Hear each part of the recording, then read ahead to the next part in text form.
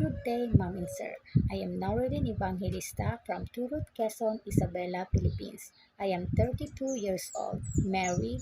I have two sons, aged 7 and 11 years old.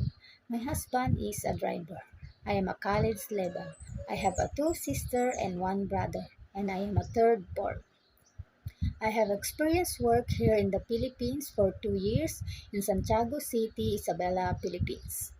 My main job is taking care of 6 months old baby, 5 years old, 7 years old. The reason why I'm leaving because continue studying in college. I have also experienced work in other country in Dubai for 2 years. My main job is cleaning, ironing, and taking care of the twins and the triplets. The twins are a girl and boy. They are 10 years old.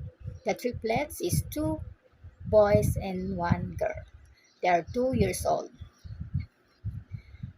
And I also work in Hong Kong for 6 months and a half. My main job is cleaning, cooking, washing, taking care of the baby.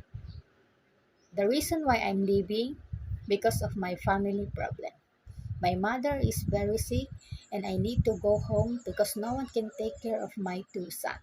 We communicate with my employer to come back if my mother is become better.